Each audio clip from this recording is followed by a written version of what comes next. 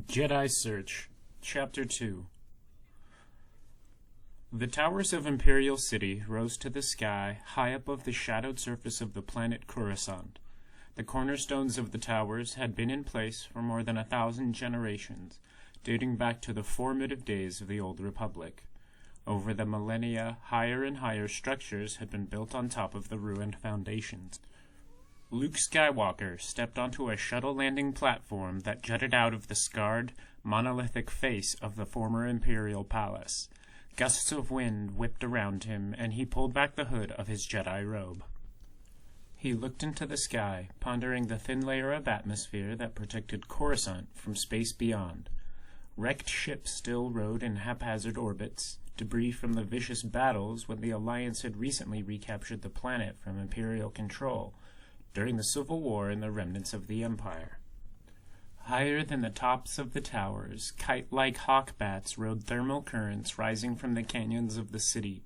As he watched, one hawk bat swooped down into the dark crevices between ancient buildings, finally emerging a moment later with something cylindrical and dripping, a granite slug perhaps, in its claws. Luke bided his time, using a Jedi meditation technique to quell the anxiety inside him. As a younger man, he had been fidgety and impatient, filled with uncertainty, but Yoda had taught him patience, along with so many other things. A true Jedi Knight could wait as long as necessary. The New Republic Senate had been in session for only an hour, and they would still be working on mundane issues. Luke wanted to startle them after they had been talking for a while. The immense metropolis of Imperial City bustled around him. Little changed now that it was the seat of the New Republic instead of the Empire. Prior to that, it had been the capital of the Old Republic. The Capitol building, formerly Emperor Palpatine's palace, was made of polished gray-green rock and mirrored crystals, sparkling in the hazy sunlight of Coruscant as it towered over all the other structures, even the adjoining Senate building. Much of Imperial City had been laid waste during the months of civil war following the downfall of Grand Admiral Thrawn.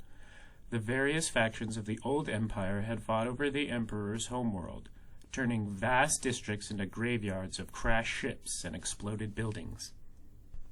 But the tide of battle had turned, and the New Republic had driven back the vestiges of the Empire. Many Alliance soldiers now turned their efforts to repairing the damage. His friend Wedge Antilles among them. Top priority had been given to rebuilding the former Imperial Palace and the Senate chambers. The Emperor's own construction droids ranged through the battle-scarred wastelands, automatically scraping up raw materials from the wreckage for conversion into new buildings.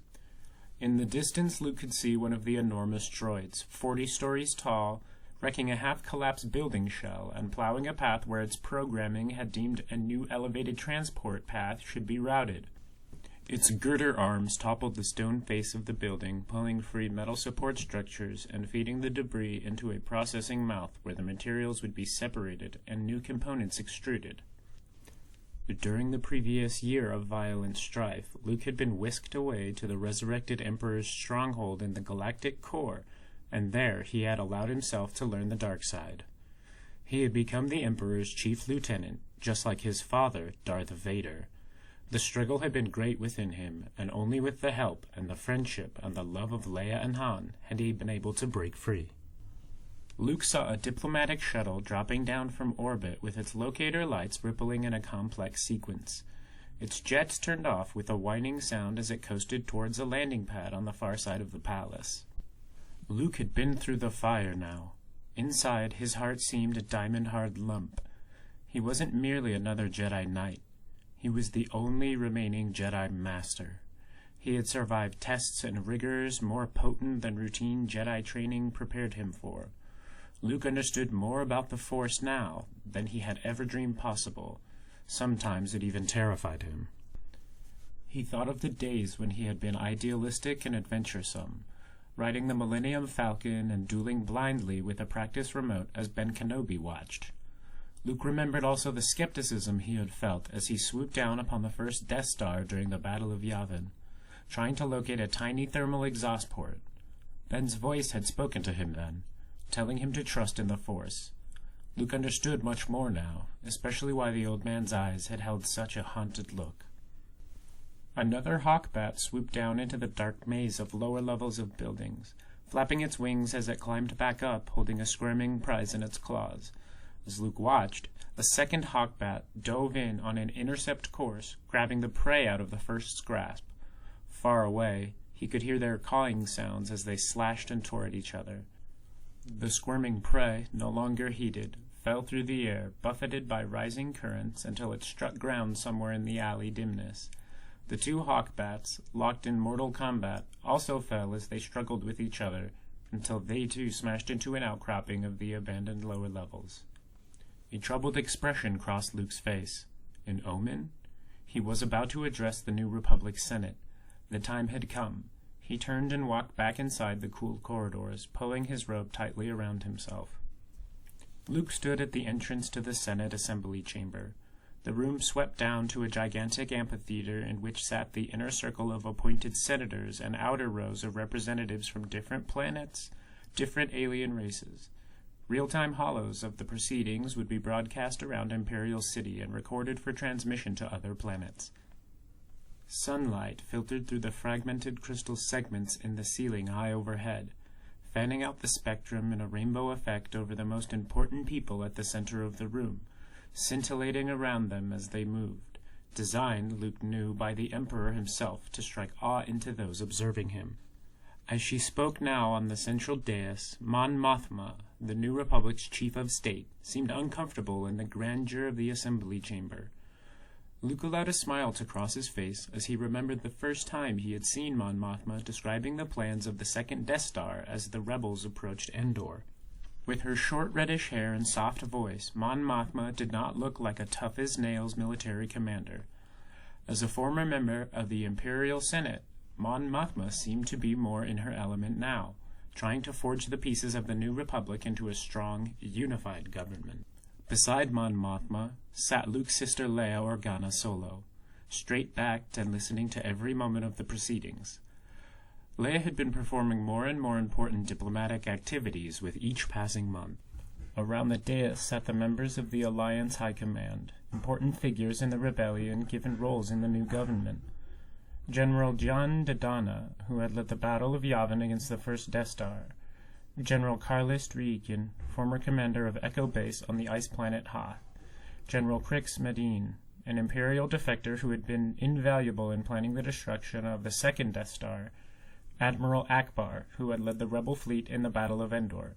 Senator Garm Bel Iblis, who had brought his dreadnought ships against Grand Admiral Thrawn.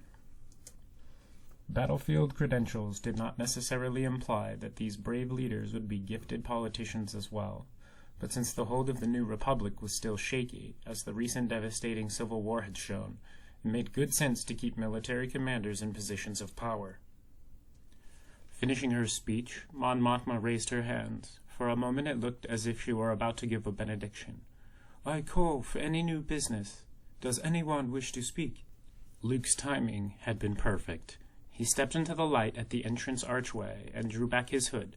He spoke softly, but used his Jedi powers to project with sufficient strength that everyone in the entire amphitheater heard him. "I would address the assembly, Mon Mothma, if I may." He walked down the steps with a gliding stride, quickly enough that the others would not lose patience, but with enough grace to imply his own strength of character. Appearances could deceive, Yoda had said, but sometimes appearances could be very important. "I have an important matter to address," he said. For a moment he was reminded of when he had walked alone into the dank corridors of Jabba the Hutt's palace, but this time there was no pig-like Gamorrean guards that he could manipulate with a twist of his fingers and a touch of the Force. Mon Mothma gave him a soft, mysterious smile and gestured for him to take the central position. "The words of a Jedi Knight are always welcome in the New Republic," she said. Luke tried not to look pleased. She had provided the perfect opening for him. "In the Old Republic," he said, "Jedi Knights were the protectors and guardians of all. For 1,000 generations, the Jedi used the powers of the Force to guide, defend, and provide support for the rightful government of worlds, before the dark days of the Empire came and the Jedi Knights were killed." He let his words hang, then took another breath. Now we have a new republic. The Empire appears to be defeated. We have founded a new government based upon the old. But let us hope we learn from our mistakes. Before, an entire order of Jedi watched over the Republic, offered strength. Now I am the only master who remains. Without that order of protection to provide a backbone of strength for the new Republic, can we survive? Will we be able to weather the storms and the difficulties of forging a new union? Until now, we have suffered severe struggles, but in the future they will be seen as nothing more than birth pangs. Before the other senators could disagree with that, Luke continued, Our people had a common foe in the Empire, and we must not let our defenses lapse just because we have internal problems. More to the point, what will happen when we begin squabbling among ourselves over petty matters?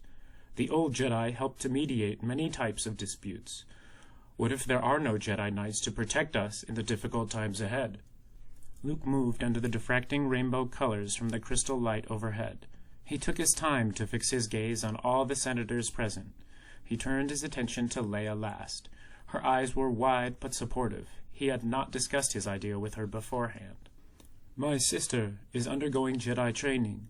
She has a great deal of skill in the Force.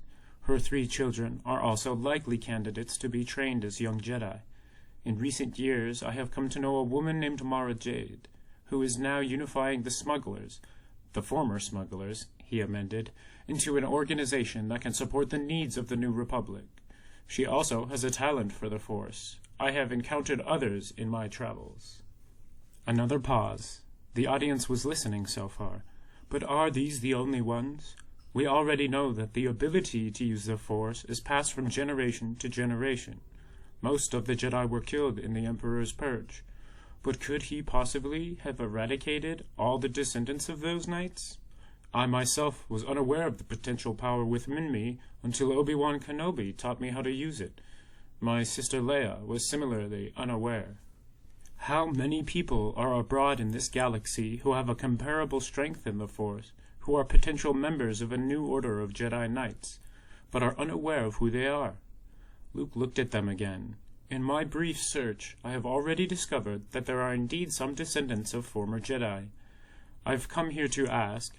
He turned to gesture toward Mon Mothma, swept his hand across the people gathered there in the chamber, for 2 things. First, that the new Republic officially sanction my search for those with a hidden talent for the Force, to seek them out and try to bring them to our service. For this, I will need some help. Admiral Akbar interrupted, blinking his huge fish eyes and turning his head. But if you yourself did not know your power when you were young, how will these other people know? How will you find them, Jedi Skywalker? Luke folded his hands in front of him. Several ways. First, with the help of 2 dedicated droids who will spend their days searching through the Imperial City databases.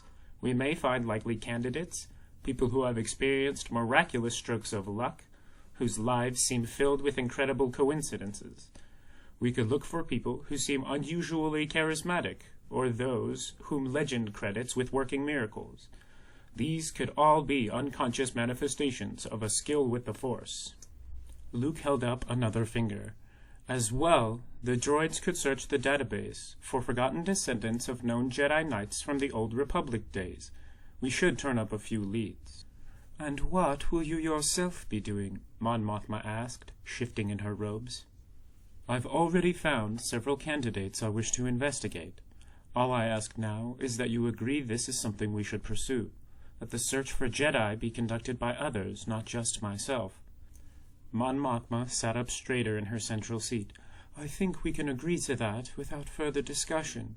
She looked around to the other senators, seeing them nod in agreement. Tell us your second request. Luke stood taller. This was most important to him. He saw Leia stiffen. If sufficient candidates are found who have potential for using the Force, I wish to be allowed, with the new Republic's blessing, to establish in some appropriate place an intensive training center, a Jedi Academy, if you will. Under my direction, we can help these students discover their abilities, to focus and strengthen their power. Ultimately, this academy would provide a core group that could allow us to restore the Jedi Knights as protectors of the New Republic. Senator Bel Iblis raised himself slowly to his feet. A comment, if I may.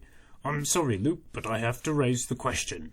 We've already seen the terrible damage a Jedi can cause if he allows himself to be swayed by the dark side. We just recently fought against Jorah Sabaoth, and of course Darth Vader nearly caused the death of us all. If a teacher as great as Obi-Wan Kenobi could fail and let his student fall to evil, how can we take the risk of training an entire new order of Jedi Knights? How many will turn to the dark side? How many new enemies will we make for ourselves? Luke nodded somberly. The question had been working at the back of his own mind, and he had pondered it deeply. I can only say that we have seen these terrible examples, and we must learn from them. I myself have touched the dark side and come through stronger and more wary of its powers than ever before. I agree there is a risk, but I cannot believe the New Republic will be safer without a new force of Jedi. A murmur rippled through the chamber. Bel Iblis stood a moment longer, as if he meant to say something else, but instead he sat down, looking satisfied. Admiral Akbar got to his feet and applauded with his flipper-like hands. I agree that the Jedi's request is in the best interest of the New Republic, he said. Jen Dodonna also stood. After narrowly surviving the Battle of Yavin, Dodonna had treated Luke with complete trust. I agree as well. Soon all the senators were standing. Luke saw a broad grin on Leia's face as she too stood. He felt the rainbows around him from the crystal ceiling, seemingly full of power, and he felt warm inside. Mon Mothma sat, nodding gravely. She was the last to stand up, and she raised her hand for silence. I give you my hopes for the rebirth of the Jedi Knights. We will offer whatever help we can. May the Force be with you. Before Luke could turn, applause from the audience rolled like a storm through the chamber.